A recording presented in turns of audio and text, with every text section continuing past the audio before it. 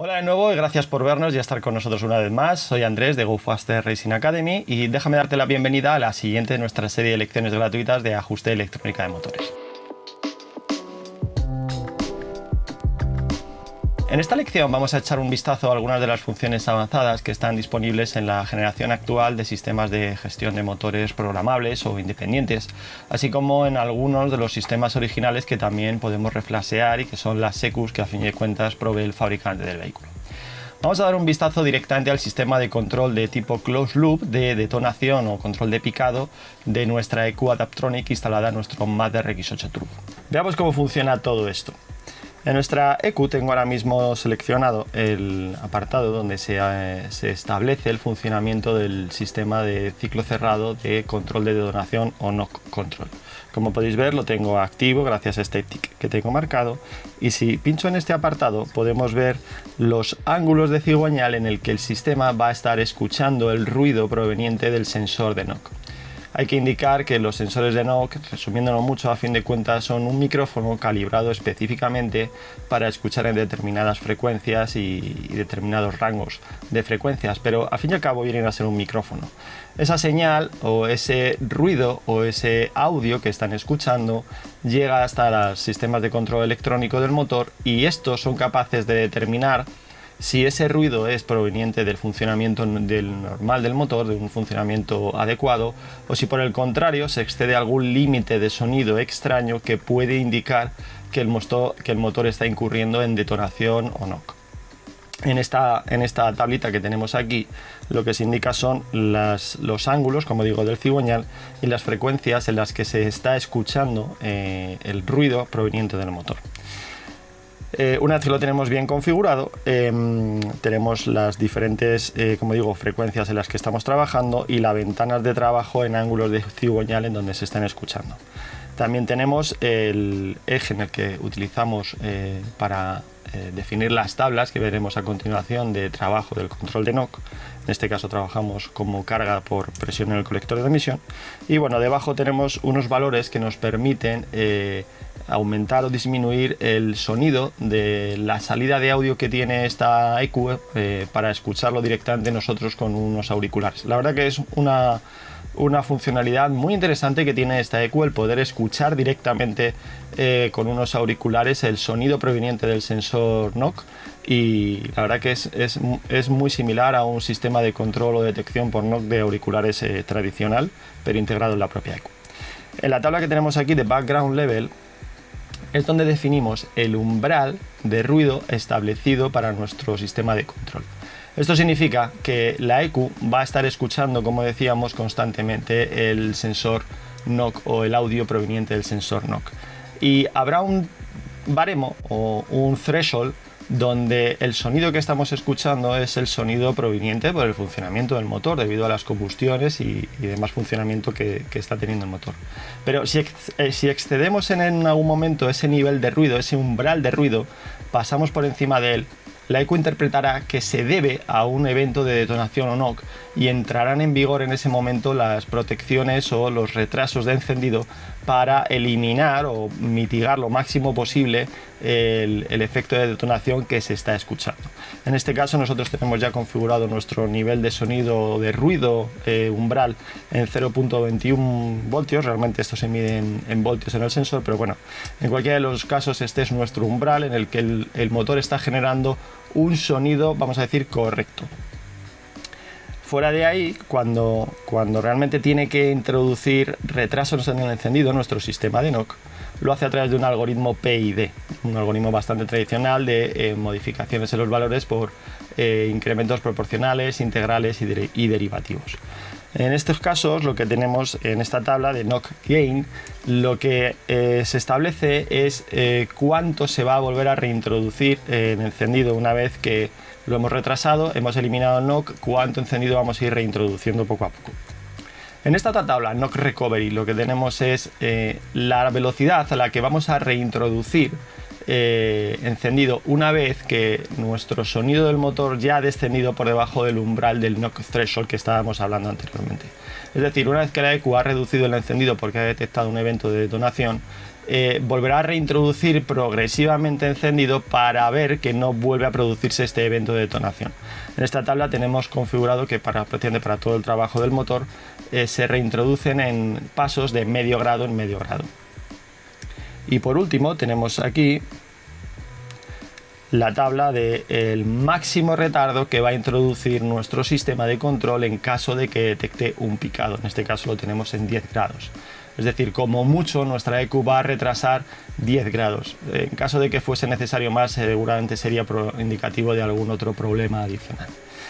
Hay que decir que este es un sistema que funciona bastante bien en las ECUs modernas. Pero no debemos basar todo nuestro control de ajuste del encendido en el sistema de control de knock. El motivo de esto es que el sistema de detección de knock es un sistema reactivo, no predictivo. Esto significa que tenemos que incurrir en un evento de detonación, aunque sea ligero, para que el sistema entre en funcionamiento y retrase nuestro encendido, que es algo que no queremos de manera habitual estar haciendo con nuestro motor, inducirle a un efecto de knock. Entonces, este sistema está muy bien como salvaguarda en caso de que algo vaya mal o en caso de que tengamos una gasolina de baja calidad y estén provocando este tipo de efectos. Pero como digo, no deberíamos de confiar nunca exclusivamente en el ajuste del encendido en base a nuestro sistema de control de knock. Ahora que hemos visto el sistema de control y detección de knock de tipo de ciclo cerrado, la próxima estrategia que vamos a ver es nuestro control de soplado para nuestro sistema turbo, un control también de tipo closed loop muy habitual en este tipo de ECUs. De nuevo, esto es razonablemente común en este tipo de ECUs, como he mencionado, y es una excelente manera de obtener un control realmente preciso y estable sobre la presión de soplado que entrega el motor. En este caso, para nuestra ECU en concreta, tenemos el tipo de soplado, lo tenemos establecido por Target Boost usando el Duty Cycle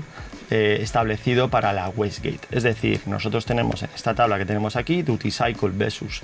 Target, es decir, versus la presión objetivo que queremos tener en nuestro sistema o que genere nuestro turbo. Tenemos una tabla para cada una de las presiones, por ejemplo, para 130 kilopascales tenemos estos valores que son el duty cycle o la carga de trabajo que vamos a ejercer sobre el solenoide de control de la wastegate. De tal manera que es un valor, vamos a decir, de referencia estable para que podamos alcanzar esta presión de 130 kilopascales a lo largo de todas las revoluciones del motor.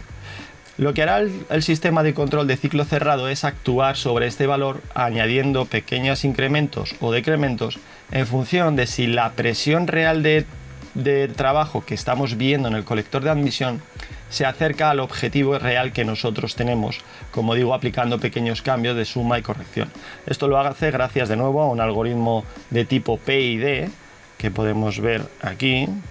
en Gains. Tenemos aquí los valores del control PID para las ganancias proporcionales, integrales y derivativas que harán que se varíe ligeramente el duty cycle base que teníamos en esta tabla para, como digo, llegar a la presión objetivo. Es decir, si nuestra presión objetivo son 130 kilopascales, pues estará actuando en torno a unos 12-14% de duty cycle sobre el solenoide de la wastegate, y si ve que eso no es suficiente o se excede, hará pequeñas correcciones en estos valores, de tal manera que podemos tener distintas presiones objetivo y con esta configuración podemos ser bastante precisos en el soplado que está teniendo nuestro turbo. Otra gran ventaja que tiene estos sistemas es que podemos tener una tabla de presión objetivo en función de revoluciones o, en este caso, como es en nuestro caso concreto, por el uso del pedal del acelerador que estamos aplicando. El motivo de esto es que, sobre todo en un vehículo de competición, cuando estamos en mitad de una curva, quizás a media carga parcial de acelerador, no necesitamos que el turbo cargue a una presión excesiva, porque podemos incurrir en una súbita y repentina pérdida de tracción del eje trasero, en este caso lo que incurriría en un sobreviraje descontrolado, y esto provoca que el vehículo sea más difícil de dominar en la salida de las curvas, porque tiene un pico de entrega de potencia muy brusco que lo hace más difícil de dominar. De esta manera, con este tipo de de tablas y de presiones objetivos en función de lo que pisamos el acelerador, podemos hacer que la entrega de potencia del motor sea mucho más lineal y así ayudar a que el piloto pueda tener un mejor control sobre el proceso de aceleración del vehículo y sobre la entrega de potencia del mismo. Otra gran ventaja que tienen estas EQs programables es que nos permiten disponer de distintos niveles de presión de turbo en función de las condiciones o en función de la marcha. Por ejemplo, nosotros tenemos aquí establecidos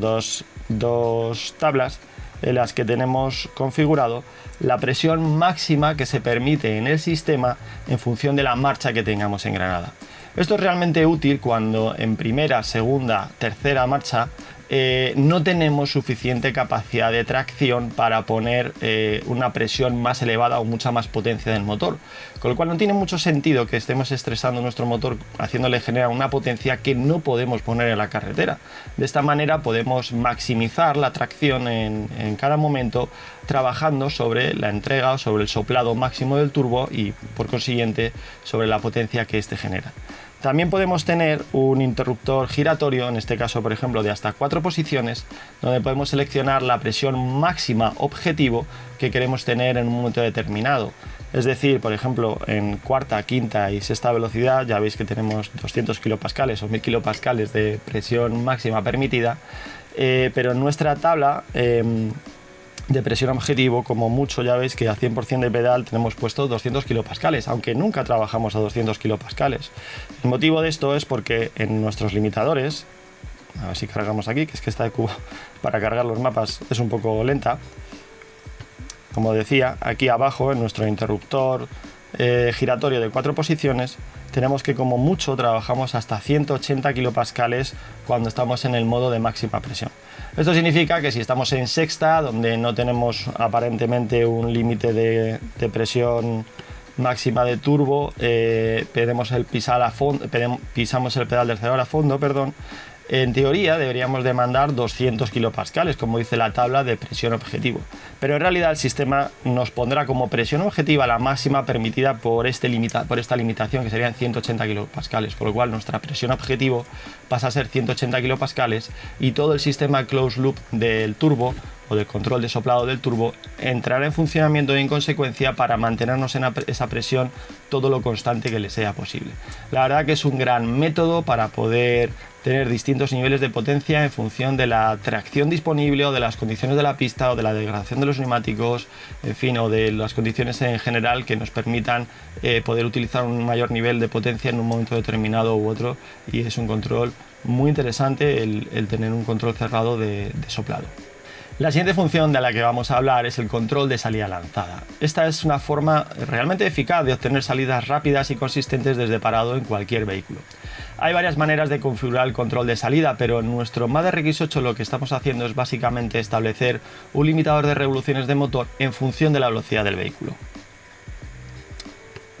Esta es nuestra tabla y usando esta técnica lo que podemos hacer es controlar la cantidad de deslizamiento que permitimos que se produzcan en las ruedas motrices. Lo que encontramos generalmente es que desde un arranque en parado obtendremos la mejor aceleración y la mejor tracción con una pequeña cantidad controlada de derrape de las ruedas traseras, como es en el caso de este vehículo de tracción trasera. Demos un vistazo a la EQ y veamos cómo está configurado. Así que aquí tenemos nuestra tabla de control de salida lanzada y tenemos establecido, como decía, las revoluciones máximas que permitimos en función de la velocidad que va alcanzando el vehículo. De tal manera que desde parado pues tenemos que como máximo el vehículo revolucionar hasta 4000 revoluciones, y una vez que empecemos a alcanzar determinada velocidad permitiremos aumentar progresivamente el límite máximo de revoluciones. Esto lo que hará será, como digo, limitar un poco el derrape de las ruedas traseras y maximizar la capacidad de tracción hasta que alcancemos suficiente velocidad para no incurrir en un límite no exceder el límite de tracción máximo que nos permiten los neumáticos seguramente en primera, segunda marcha, que es cuando hacemos una salida parada. Hay algunas EQs que permiten tener un control variable de este estilo. En nuestra EQ nada más que podemos tener esta configuración, pero hay otras EQs que tienen una tabla tridimensional en la cual podemos seleccionar con algún tipo de ruleta de distintas posiciones similar a la del turbo. Podemos seleccionar distintas estrategias de salida lanzada en función, como digo, de las condiciones de agarre de la pista, porque puesto que no es lo mismo una salida desde parada en una pista mojada que en una pista seca, o si hace más calor o menos calor y los neumáticos ofrecen un mayor o menor nivel de agarre. Se puede ajustar de manera empírica o revisando los datos del análisis de datos hasta encontrar los valores más adecuados en cada situación. Y la verdad que es un sistema que funciona muy bien cuando lo tenemos bien ajustado y bien afinado. La última función que vamos a ver en nuestro RX8 son algunas de las estrategias de protección que podemos emplear al usar una EQ programable de este estilo. Bien, cuando estamos conduciendo el vehículo en la carretera o en el circuito especialmente, suceden muchas cosas y muy deprisa, y es realmente difícil prestar atención a todos los indicadores en todo momento. Por tanto, ¿por qué no dejar que la EQ haga todo este trabajo por nosotros? En cualquiera de los casos va a ser capaz de hacer un mejor trabajo que nosotros y va a ser capaz de hacerlo mucho más rápido de lo que podríamos hacerlo por nuestras propias condiciones mientras estamos conduciendo. Hay un par de cosas que veremos aquí. La primera es que estamos usando nuestra EQ para controlar nuestra presión de aceite. Aquí en el apartado de Oil Pressure tenemos esta tabla donde lo que vamos a hacer es establecer una estrategia de seguridad reduciendo el límite máximo de revoluciones del motor si la presión de aceite cae por alguna circunstancia en particular. Un buen ejemplo de esto sería una bajada súbita de presión por un descebado en la bomba debido a las inercias generadas cuando tomamos las curvas en el circuito y que, como digo, pueden provocar un descebado de la bomba. Esta es la configuración que estamos utilizando para este caso, y aquí tenemos una tabla donde indicamos nuestra presión de aceite mínima permitida para unas determinadas revoluciones de motor concreta. Lo que esta tabla indica es que, por ejemplo, a 4000 revoluciones, si la presión de aceite cae por debajo de 350 kilopascales o 3,5 bares, lo registrará como una presión demasiado baja y nos aplicará el límite de revoluciones correspondiente en el motor para ayudar a protegerlo. Este límite de revoluciones lo tenemos establecido en 2900 revoluciones con un corte suave de 100%. Esto significa que empezará a producir corte de encendido cuando estemos en 2900 revoluciones, y a partir de ahí irá reduciendo el encendido cada vez más y más y más y más durante esas 100 revoluciones que quedan. Es decir, a efectos prácticos no nos dejará que el motor revolucione a más de 3000 revoluciones si tenemos una bajada de presión de aceite como en la tabla que hemos indicado. Por tanto, lo que sentiremos es como si el motor simplemente se estuviera parando cuando estás conduciendo el coche. Y así es como gráficamente se ve la tabla, la tenemos aquí abajo, se ve gráficamente cómo se ve nuestra estrategia de protección de presión de aceite. La parte más importante de esto es de entender es que nuestra presión de aceite en realidad aumentará con las revoluciones del motor. Por lo tanto, es importante poder establecer nuestra presión mínima de aceite en relación a las revoluciones del motor, puesto que a ralentí y cuando el motor está caliente, la presión de aceite suele ser bastante más baja, y no es un indicativo de un problema, simplemente que no hay suficiente fuerza en la bomba o no está moviendo suficientemente rápida como para generar una presión mayor. De ahí lo importante que tengamos esta tabla referenciada por revoluciones. Otra estrategia de seguridad que estamos usando en nuestra EQ es monitorizar también la presión de combustible, la cual tenemos aquí.